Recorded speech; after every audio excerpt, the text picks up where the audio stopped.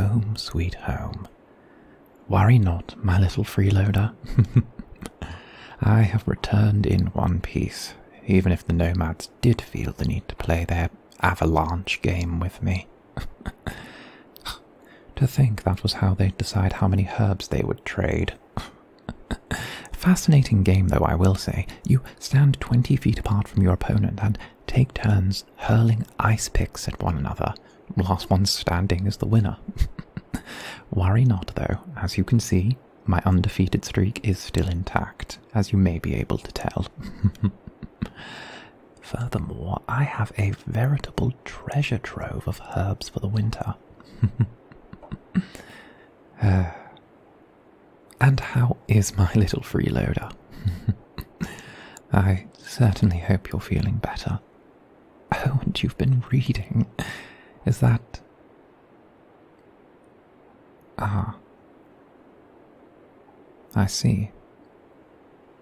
From that look on your face, it would be safe to presume you found my old journals.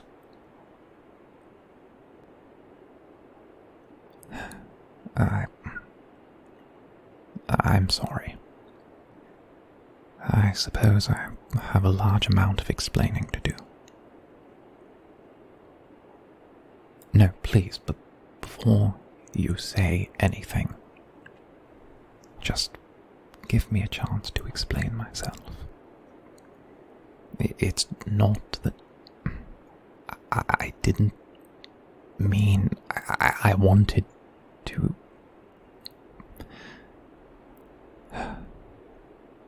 I never wished to deceive you.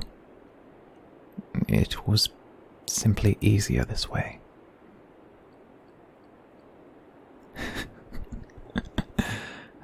Not even 5 minutes through the door and I'm already under interrogation.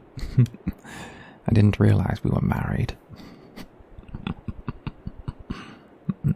No. Just some gallows humor. Trying to alleviate the tension.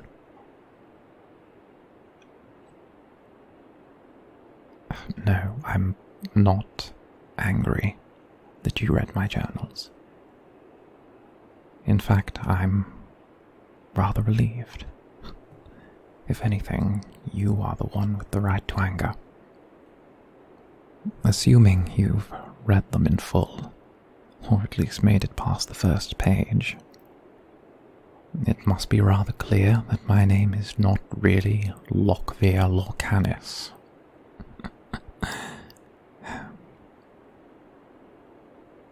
I stole my last name from my one-time bodyguard, and as for the name Lockvire, I borrowed it from my father. He was a better man than I. But, for the sake of formality, allow me to reintroduce myself. My name is former Emperor Pharos Lockvire Gannis Kilmir the 15th, son of Emperor Lockvire Gannis Kilmir, the first of his name, the rising sun that doth scorch the graves of his enemies, rightful ruler of Runica and the Crimson Sands. Not that that matters anymore. The man is long dead. And if you listen to the world, so am I.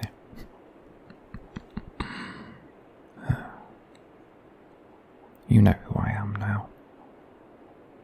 And I don't expect my chapter in the history books to have treated me very kindly.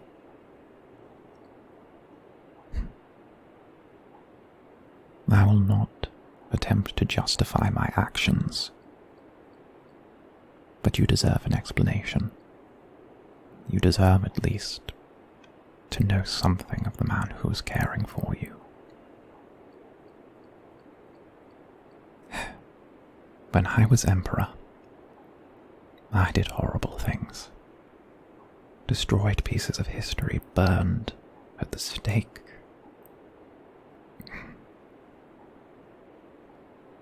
I destroyed too much. And there is not a day that passes that I do not feel remorse for what I have done. While I was Emperor, I was driven half mad with grief. I had lost my father and brother. Had a title thrust upon me I was nor prepared or ready for. During my time, to say I made mistakes would be an understatement of the gravest order. The choices I made cost the lives of many, but I pay for my mistakes every day. After I was ousted from my kingdom, I had freedom, enough gold and gems to pay for whatever I wished. But instead of running away to Laketon or Runica, or building a manor on the outskirts and living lavishly, I chose a life in exile. The blood of an emperor ran in my veins, and if I was destined to rule, I would choose for my kingdom to be that of ice and snow. I would rather be alone. I thought it best to simply disappear into an exile of my own choosing. Best be forgotten by the world and only remembered by the one I cared the most about.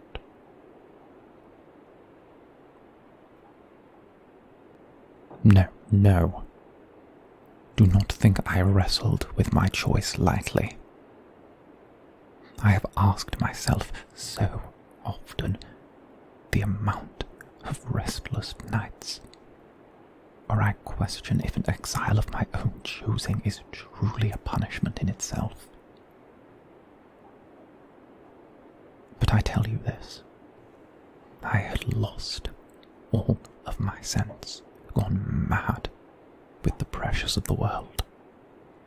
I needed to find someone, something to blame. My grief drove me to the darkest of places, and a man in a position of power, when driven by nothing but blind rage, it is the most deadly detriment to any soul. I hated everything. Everyone. I just wanted to see the ones I blamed for my family. I wanted to see them all burn. I thought it was what they deserved.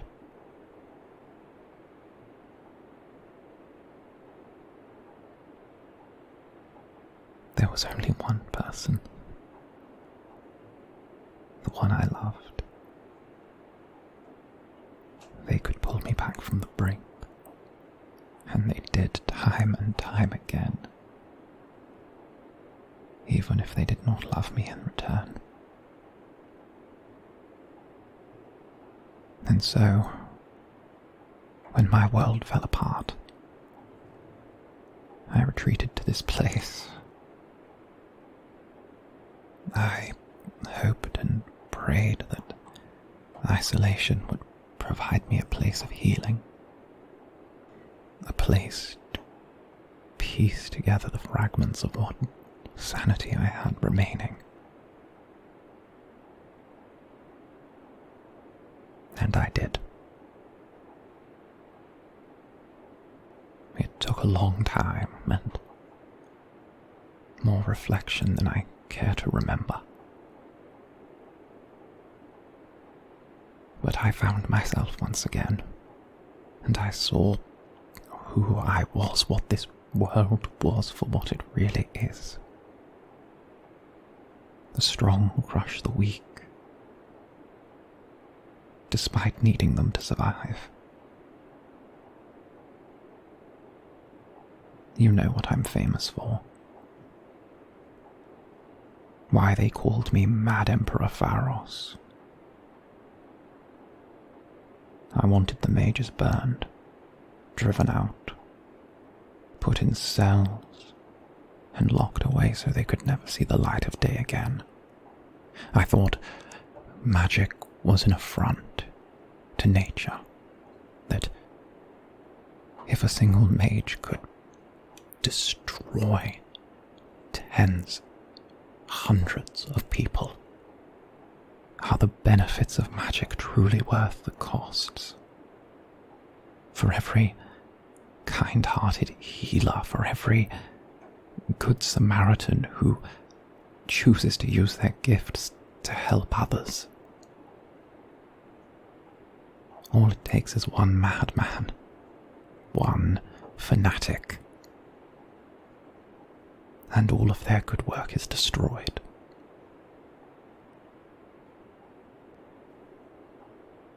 Little did I know that in my pursuit to destroy magic, I had become the madman. I had become the fanatic I feared. And even once I had found peace, I still feel some ire towards those who took my family from me. But now I realize it was not all. Just some. However, even now I still ponder on the meaning of magic, whether the balance of good to evil can ever be truly level. It is why I chose to study, educate myself. Ignorance breeds violence. So I chose to shine a light upon my own ignorance, found the books that I could and learned. I'm still trying to come to a conclusion, but I hope if I find it, I might find peace. Naturally, some still feel ire towards me for what I have done in the past, and my still drawing breath is an affront to many who would otherwise be at peace should my demise have been assured. Hence, the bounty hunters which claimed my eye. But no matter how low I have fallen, no matter what exile I have put myself in, I will not allow myself to be hunted like an animal, even if just to serve further penance for what I have done. My penance is mine. My exile is mine, and I will not let any take it from me. But then, I met you, someone pure and simple and yet so complex. You were no one to me, just someone in need of help, caught up in a snowstorm at the wrong time in the wrong place. And I realized I could help someone for no other reason but to help them, to do good for the sake of good. We may not have had much time together, but the idea of saving someone, even if I cannot save myself, it is purifying. An act of kindness. An act of kindness is a ripple which spreads 100-fold throughout the land. I would give you the quote, but I can't remember where I read that one. Keep fishing through my bookcase and I'm sure you'll find it eventually.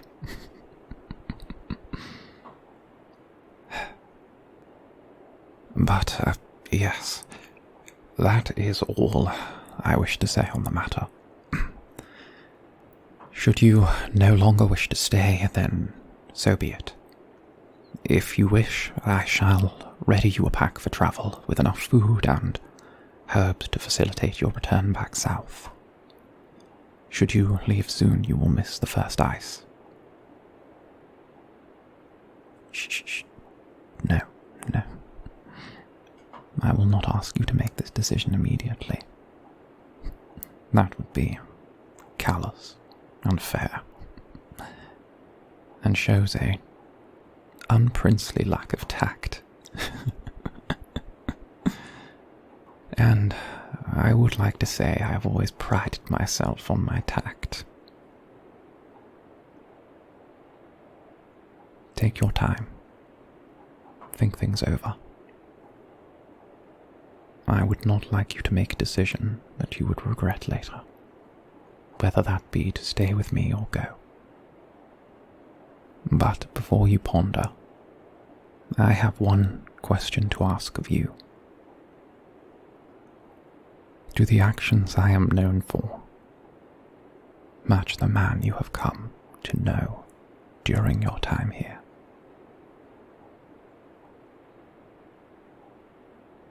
Now, get a move on, I have work to do. What am I doing?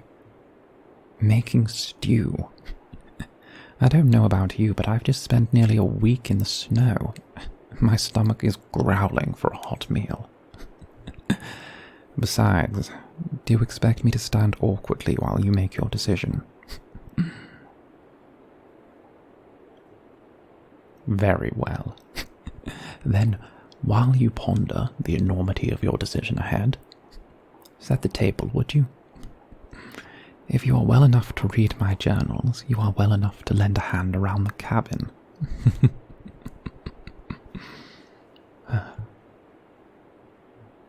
Thank you, though.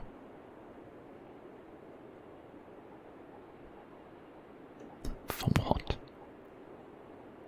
You could have bolted as soon as you read my journals, taken everything you could carry and gone south, spoken to the first bounty hunters you found, and received a sizable reward for my head.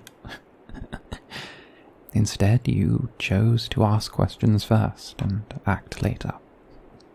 An admirable trait. If only I had your knowledge. Way back when. Now come. Once you're done setting the table, I do expect you to help me with the stew. You're up and moving now. I expect you to pull your weight. And for all I know, this could be the very last dinner I'm having with company.